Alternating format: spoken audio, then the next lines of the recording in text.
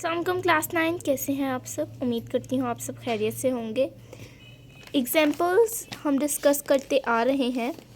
Example number 1 हम completely solve कर चुके हैं, जो 2.3.3 की एग्जाम्पल 1 थी। इसके जितने भी पार्ट्स हैं वो हम सॉल्व कर चुके हैं और डिटेल में सॉल्व किए हैं। और एक जो क्वेश्चन था, एक जो पार्ट था, उसका मैंने आपको कहा था कि आप ये ख़ुद सॉल्व करके देखिएगा कि इसका आंसर ठीक आया है या नहीं। आई होप आप सबका आंसर ठीक आया होगा। अगर आपने ये वीडियो नहीं देखी तो इस वीडियो का डिस्क्रिप्शन मैंने इसका लिंक दिया है, आप जाके चेकआउट कर सकते हैं। तो हम 2.4.2 की एग्जाम्पल 1 डिस्कस करेंगे। एग्जाम्पल 1 का पार्ट 1 और 2 डिस्कस करेंगे। पार्ट 1 और पार्ट 2 बेस्ड है applications of laws of exponent. जैसा कि टॉपिक है हमारे पास 2.4.2 क्या है, applications of laws of exponent, यानी लॉज ऑफ एक्सपोनेंट्स कैसे अप्लाई करते हैं हम, उसकी एप्लीकेशंस क्या हैं वो हम पढ़ेंगे।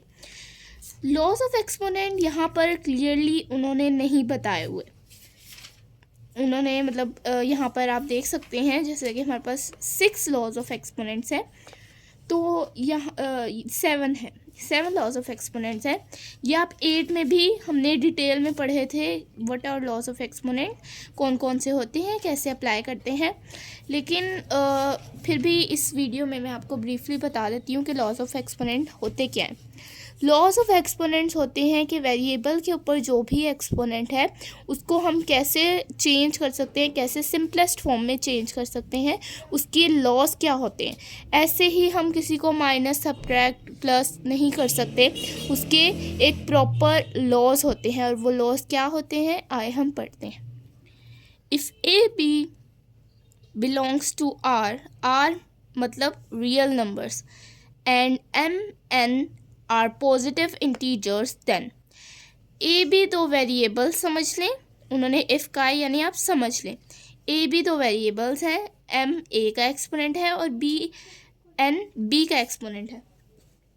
तो फर्स्ट हमारे पास है, फर्स्ट लॉ है a m dot a n is equal to a m plus n, यानी हमारे पास ए एक वेरिएबल है, उसका एक्सपोनेंट है m और a का ही उन्होंने वेरिएबल दिया है n। तो वो कह रहे हैं कि अगर दो वेरिएबल सेम हों तो उनके एक्सपोनेंट्स प्लस हो जाते हैं। ये देखें यहाँ पर a m प्लस n लिखा है। सेकंड लॉ क्या है, अगर एक एक्सपोनेंट है, एक वेरिएबल के ऊपर एक्सपोनेंट है और उसके ऊपर एक एक्सपोनेंट, इसको कहते हैं पावर टू पावर, यानी पावर के ऊपर जब पावर हो तब क्या करते हैं, तो उस सूरत में हम दोनों एक्सपोनेंट्स को आपस में मल्टीप्लाई कर देते हैं। यहाँ कोई साइन नहीं, इसका मतलब ये मल्टीप्लाई हो रहा है। ए बी एन यानी दो वेरिएबल्स आ गए हैं और उसके होल के ऊपर एन है, तो यानी ए के ऊपर भी एन है और बी के ऊपर भी एन है। समझ लें 4 और 5 है यहाँ और उसके ऊपर एक्सपोनेंट है 6, तो 4 के ऊपर भी 6 है और 5 के ऊपर भी 6 है, क्योंकि ये ब्रैकेट होल है। होल का मतलब होता है जो अंदर जो भी एंट्रीज हैं, जो भी अंदर हमारे पास वेरिएबल्स हैं, कांस्टेंट्स हैं, कोफिशिएंट्स हैं, जो भी हैं उनके उन सब के ऊपर एक सेम एक्सपोनेंट है। फोर्थ हमारे पास लॉ है a by b whole n is equal to a n by b n where b is not equal to zero. इस यहाँ पर बी ज़ीरो के इक्वल नहीं हो सकता। तो ये वैसे भी क्वेश्चन की एक लॉ है कि जो उसके डिनोमिनेटर होता है वो ज़ीरो के इक्वल नहीं होता, वरना वो फ्रैक्शन फॉर्म बनती ही नहीं है। तो ए बाई बी होल एन का मतलब है कि ए के ऊपर भी एन है और बी के ऊपर भी एन है। जब भी कहीं पर आपको होल नज़र आए तो इसका मतलब है कि उसके ऊपर उसके अंदर, उस ब्रैकेट के अंदर जो भी एलिमेंट्स हैं उन सब के ऊपर सेम एन है, यानी सेम जो एक्सपोनेंट बाहर है ब्रैकेट के वही है। फिफ्थ हमारे पास कंडीशन आती है a m by a n is equal to a m minus n, यानी दो अगर वेरिएबल सेम हों, ऊपर नीचे हों, तो उसको एक सिंगल फॉर्म में चेंज करने के लिए हम इसको ऊपर लेकर आएंगे तो ये प्लस में है तो ये माइनस में हो जाएगा। इसका जो भी एक्सपोनेंट है वो ऊपर वो आकर माइनस में कन्वर्ट हो जाता है, यानी उसका साइन चेंज हो जाता है। और अगर ये माइनस में होगा तो ये ऊपर आके प्लस में हो जाएगा। फोर्थ कंडीशन है a0 is equal to 1 where a is not equal to 0। अगर कोई भी वेरिएबल है उसके ऊपर पावर 0 है, इसको हम कहते हैं ज़ीरो लो। तो कोई भी वेरिएबल है उसके ऊपर पावर है 0 तो वो इक्वल है 1 के। Where a is not equal to 0 यानी जो भी वेरिएबल होगा वो 0 के इक्वल नहीं होगा। यहाँ पर कोई कांस्टेंट कोई कोफिशिएंट भी हो सकता है। सेवन्थ हमारे पास लॉ है a minus n is equal to 1 by a n where a is not equal to 0, यानी a माइनस एन जहाँ पे भी हमारे पास आएगा वहाँ पर हम कभी भी आंसर माइनस में नहीं लिखते। कोई भी वेरिएबल कोई भी एक्सपोनेंट माइनस में नहीं आता उसका आंसर, तो हम उसको क्या करते हैं चेंज कर देते हैं फ्रैक्शन की फॉर्म में, क्योंकि फ्रैक्शन की फॉर्म में चेंज करने से आंसर पॉजिटिव हो जाता है। अब ये थे हमारे लॉज ऑफ एक्सपोनेंट। तो अब हम इसकी एप्लीकेशन करेंगे, यानी इसके एग्जाम्पल नंबर 1 करेंगे और 1 के 2। पहला पार्ट भी बहुत इजी है और दूसरा पार्ट भी। चूँकि हमने तमाम लॉज को समझ लिया पढ़ लिया, 7 के 7 लॉज थे, 7 के 7 हमने 8 में भी पढ़े हैं और अब हमने 9th में भी रिवाइज़ किए हैं, तो हम इन क्वेश्चंस को आराम से सॉल्व कर सकते हैं। तो पहला पार्ट मैंने शीट पर लिख लिया है। पहला पार्ट है हमारे पास x minus 2 x minus 3 y 7 divide by x minus 3 y 4। ये एक फ्रैक्शन के फॉर्म, इसको हमने फ्रैक्शन की फॉर्म में लिख लिया क्योंकि फ्रैक्शन के फॉर्म में क्वेश्चन था। अब हमने कोशिश करनी है कि ये एक सिंगल फॉर्म में चेंज हो जाए, एक ही सिंगल फॉर्म में चेंज हो जाए। तो इस सिंगल फॉर्म में चेंज करने के लिए हम इसमें लॉज ऑफ एक्सपोनेंट्स अप्लाई करेंगे। रूल्स यानी लॉज ऑफ एक्सपोनेंट्स, यहाँ पर कुछ रूल लिखे हैं मैंने जो यहाँ पर अप्लाई होंगे। तो टोटल 3 रूल्स हैं हमारे पास जो ज़्यादातर हमारे पास अप्लाई होंगे, और एक लास्ट रूल जो कि ये है कि आंसर कभी भी नेगेटिव में नहीं लिखना, यानी नेगेटिव एक्सपोनेंट्स में नहीं लिखना। आंसर नेगेटिव हो सकता है लेकिन नेगेटिव एक्सपोनेंट नहीं हो सकता। तो देखते हैं कैसे सॉल्व करेंगे इसे। x minus 2 x minus 3। अब देखें यहाँ पर मैंने रेफरेंस दिया है here x similar in majority, यानी मेजॉरिटी में क्या है हमारे पास x, यहाँ भी x, यहाँ भी x, यहाँ भी x, यहाँ y और यहाँ y। तो सबसे पहले हम इस x को ऊपर ले आएंगे ताकि ये तीनों सेम हो जाए। सबसे पहले हमारा रूल कौन सा अप्लाई हो रहा है, if similar values then add their exponents. अगर सेम वैल्यूज़ हैं दोनों सेम वेरिएबल हैं तो उनके एक्सपोनेंट्स ऐड हो जाते हैं। ये हमने रूल नंबर 1 पढ़ा था। a m प्लस दोनों सेम थी तो इनके वैल्यूज़ क्या हुई थी ऐड। तो इनको कैसे ऐड करेंगे देखते हैं। x को हम अकेला लिख लेंगे एज इट इज़, -2 प्लस हो जाएगा -3 क्योंकि ऐड हो जाते हैं इन दोनों के exponents. y7 as it is, और नीचे जो हमारी वैल्यू है x minus 3 y4 as it is. अब यहाँ पर हमने इनको प्लस कर लिया आपस में इनके एक्सपोनेंट के साथ। अब यहाँ पर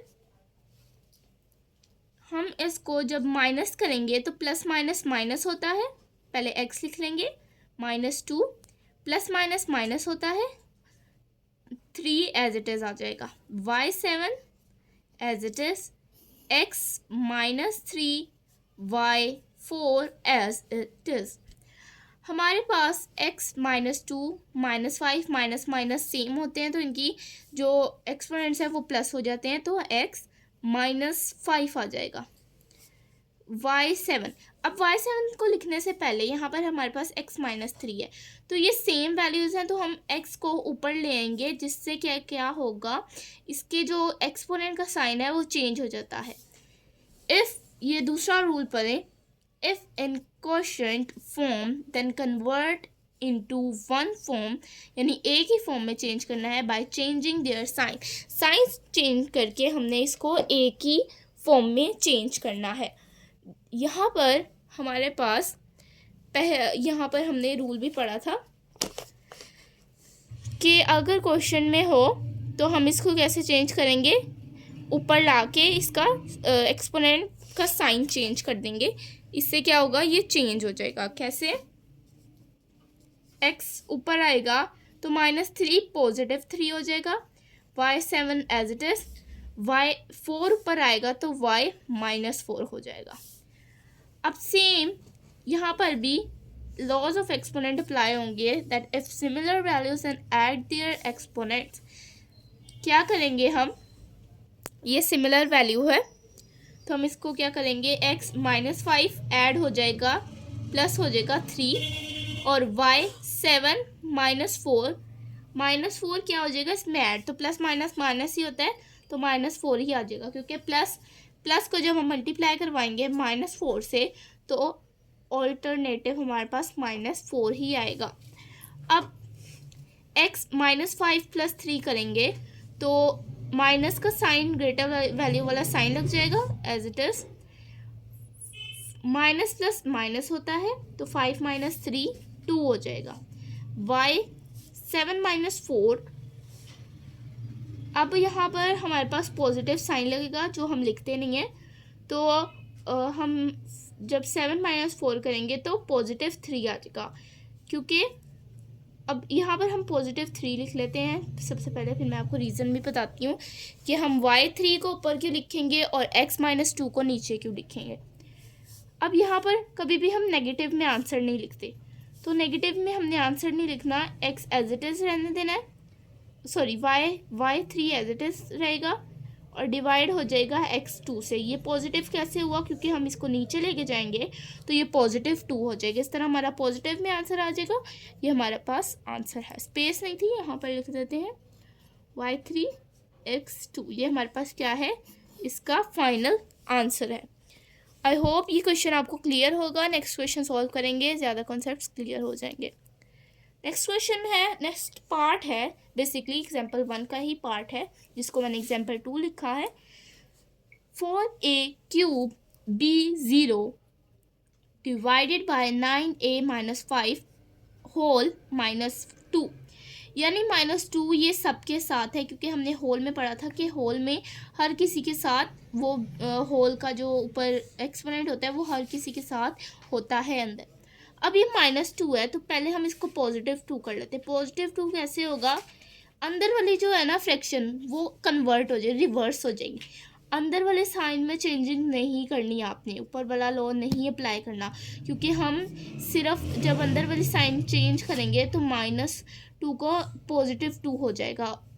जैसे 9a, इसको +5 नहीं करना, -5 ही रहने देना है. और 4a, इसको नेगेटिव नहीं करना, सेम एज इट इज़ रहने देना है, सिर्फ जो एक्सपोनेंट है होल वो पॉजिटिव हो जाएगा. 9a - 5. अब यहाँ पर +2 हमने कर लिया. अब a को ऊपर ले आते हैं, क्योंकि a को हम ऊपर लेंगे, या फिर आप ये भी कर सकते हैं कि 4a3 को ऊपर लें डायरेक्टली. हमारे पास a और a नीचे दोनों सिमिलर थे, तो हमने क्या किया, हम इसको ऊपर ले, इसको ऊपर ले आए. जैसे हम a - 5 है तो a3 को जब ऊपर लेकर आएंगे तो a -3 हो जाएगा, और नीचे 4b0 अकेला रह जाएगा और 2 एज इट इज़. अब नेक्स्ट हमारे पास क्या है, 9a -5 -3 करेंगे, क्योंकि अगर प्लस करेंगे तो -3 हो जाएगा, प्लस माइनस माइनस होता है, तो -5 -3 करेंगे, माइनस माइनस प्लस होता है, 5 + 3 8. तो हमारे पास क्या आंसर आ जाएगा, -8 डिवाइड बाय 4 b0, यानी कोई भी वेरिएबल जिसका एक्सपोनेंट 0 हो तो वो 1 के इक्वल होता है. ये हम थर्ड लॉ में, ये हमने इधर थर्ड लॉ में पढ़ा, लिखा हुआ है. If exponent of any variable is 0, then change it into 1, i.e. such that L0 is equal to 1. यानी कोई भी वेरिएबल उसका एक्सपोनेंट 0 है, उसका मतलब है कि वो 1 के इक्वल है. तो हमने 1 के इक्वल लिख दिया, विच इज़ 4 ही आ जाएगा क्योंकि मल्टीप्लाई हो जाएगा तो 4 ही आ जाएगा. तो 2. अब 9a minus 8 as it is रह जाएगा, 4 हमारे पास एज इट इज़ और 2. अब हमारे पास क्या होगा, ये जो है, ये जो होल है, ये हर एक अंदर एक्सपोनेंट से मल्टीप्लाई होगा क्योंकि ये हर एक एक्सपोनेंट एक का एक्सपोनेंट है. ये होल है यानी हर एक एलिमेंट के साथ इसका एक्सपोनेंट 2 है. जैसे इसके साथ 2 मल्टीप्लाई हो जाएगा, 4 के साथ भी 2 मल्टीप्लाई हो जाएगा. तो अब यहाँ पर हमारे पास एक ऑप्शन है. जैसे यहाँ पर हमने क्या किया है कि हमारे पास होल में था तो हमने हर एक के एक्सपोनेंट से उसको मल्टीप्लाई करवा दिया. जैसे कि आपकी बुक में उन्होंने सिर्फ आपने यहाँ के उन्होंने क्या लिखा हुआ है, मैंने पहले ही आपको रिवर्स करवा दिया था, इन्होंने बाद में रिवर्स करवाया है. सिर्फ इसको कंफर्म करने के लिए मैंने आपको बुक दिखाई है कि यहाँ पर आपने बिल्कुल परेशान नहीं होना कि बुक में गलत लिखा हुआ है, कि बुक में मैम ने गलत करवाया है, बुक में सही लिखा हुआ है. तो ऐसा बिल्कुल भी नहीं है. यहाँ पर उन्होंने बाद में देखें, यहाँ पर 9/4 8 कर दिया और पॉजिटिव 2 कर दिया. मैंने आपको पहले ही पूरी रिवर्स करवा दी थी ताकि पॉजिटिव साइन हो जाए. तो जब भी हम रिवर्स करवाते हैं तो हमारे पास पॉजिटिव साइन हो जाता है. ठीक है. अब यहाँ पर हमने जो होल था उसको हर एक एलिमेंट के साथ 9 के साथ मल्टीप्लाई करवाया और एक के एक्सपोनेंट के साथ मल्टीप्लाई करवाया और 4 के साथ मल्टीप्लाई करवाया. तो हमारे पास आंसर क्या आएगा, 9 को 2 दफ़ा मल्टीप्लाई करवाएं तो 81. माइनस 8 को मल्टीप्लाई करवाएं 2 से तो 8 2 16, माइनस 16 आएगा. और 4 को 2 से मल्टीप्लाई करवाएं तो 16. अब यहाँ पर a माइनस 8 है तो कभी भी आंसर जो है आपने माइनस पे नहीं लिखना वेरिएबल के एक्सपोनेंट का. तो हम क्या लिखेंगे, 81 को एज इट इज़ रहने देंगे.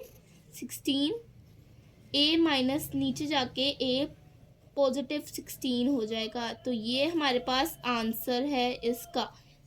आई होप आपने बहुत अच्छे से इसको कवर किया होगा. ये बहुत इजी क्वेश्चंस हैं. ये लॉज ऑफ एक्सपोनेंट स्पेशली बहुत इंपॉर्टेंट टॉपिक है जो कि पूरी जो हमारी रिव्यू एक्सरसाइज है वो हमारी पूरी लॉज ऑफ एक्सपोनेंट पे बेस करती है. तो लॉज ऑफ एक्सपोनेंट अगर आपको क्लियर है तो आप कोई भी क्वेश्चन सॉल्व कर सकते हैं, इवन के जो लॉन्ग आपको आते हैं वो भी, क्योंकि कुछ लॉन्ग ऐसे होते हैं जो लॉज ऑफ एक्सपोनेंट पे बेस्ड होते हैं और इवन के इतने ज़्यादा शॉर्ट्स होते हैं जो आपको लॉज ऑफ एक्सपोनेंट में से ही आते हैं. ये बहुत इंपॉर्टेंट टॉपिक है, इसलिए हमने ये 7 में भी इसका कुछ पार्ट पढ़ा, 8 में भी पढ़ा और अब 9 में भी हमने इसको डिटेल में किया है. अगर आपको लॉज याद हैं, रूल्स याद हैं, आपको पता है कि ये अगर कोई भी वेरिएबल है जो ज़ीरो का उस पर एक्सपोनेंट हो तो वो बराबर है 1 के. कोई भी क्वेश्चन में लिखा हुआ है, कोई भी फ्रैक्शन की फॉर्म में लिखा हुआ है तो नीचे उसका डिनोमिनेटर ऊपर आके उसका साइन चेंज हो जाएगा उसके एक्सपोनेंट का. तो इसमें कोई भी आपने जो है ना वेरिएबल के साथ नहीं लगानी. हमेशा कोई भी लॉ वेरिएबल के साथ या कोफिशिएंट या कांस्टेंट के साथ नहीं लगेगा. लॉज ऑफ एक्सपोनेंट है जो आपके पास टॉपिक है, वही है लॉस ऑफ एक्सपोनेंट. एक्सपोनेंट के लॉस हैं. ठीक है, आपने इसको वेरिएबल्स पे नहीं अप्लाई करना. जैसे आपने कर दिया similar values then add, variable को ऐड नहीं कर देना, सिर्फ एक्सपोनेंट पे अप्लाई करने हैं लॉस. ठीक है, वेरिएबल्स के एक्सपोनेंट पे अप्लाई करने हैं. आई होप आपने बहुत अच्छे से अंडरस्टैंड किया होगा. अगर आपको फिर भी कोई कन्फ्यूजन है तो आप मुझे कमेंट बॉक्स में बता सकते हैं. और इसमें से भी काफ़ी लोग आते हैं, जैसा कि आप जानते हैं हर साल स्कीम चेंज होती है. तो अगर आपको इस साल की स्कीम चाहिए तो आप मुझे कमेंट करें, मैं आपको इंशाल्लाह अगली वीडियो उसी पर बनाऊंगी. वैसे आपको जो एग्ज़ाम्पल्स हैं वो इसलिए मैं करवा रही हूँ क्योंकि एग्ज़ाम्पल्स में से बहुत दफ़ा आपके स्कूल में जो भी सेंडअप्स या फिर आपके मॉक होते हैं तो उसमें भी ज़्यादातर एग्ज़ाम्पल्स में से ही क्वेश्चंस आते हैं ताकि बच्चों का कॉन्सेप्ट क्लियर हो, और बोर्ड में भी एग्ज़ाम्पल्स में से भी क्वेश्चंस आते हैं। तो एग्ज़ाम्पल्स को अच्छे तरीके से करें, फिर पहले एक्सरसाइज को करें, फिर एग्ज़ाम्पल्स को करें, और फिर डेफिनेशंस भी देखें क्योंकि कभी कभी डेफिनेशंस भी आती हैं। तो इंशाल्लाह जब आपके कॉन्सेप्ट्स क्लियर हो जाएंगे तो आपको ये लॉज ऑफ एक्सपोनेंट का टॉपिक भी क्लियर हो जाएगा। तो आज के लिए इतना ही। हमने एग्जांपल 1 और 2 डिटेल में सॉल्व की, और अगर आपको अभी भी कोई कन्फ्यूजन है तो आप मुझे कमेंट में बता सकते हैं। मेरे चैनल को सब्सक्राइब कर दें, और अगर वीडियो अच्छी लगी हो तो इसे लाइक कर दें और अपने फ्रेंड्स के साथ ज़रूर शेयर करें अगर उन्हें इस टॉपिक में डिफ़िकल्टी है। अल्लाह हाफ़िज़।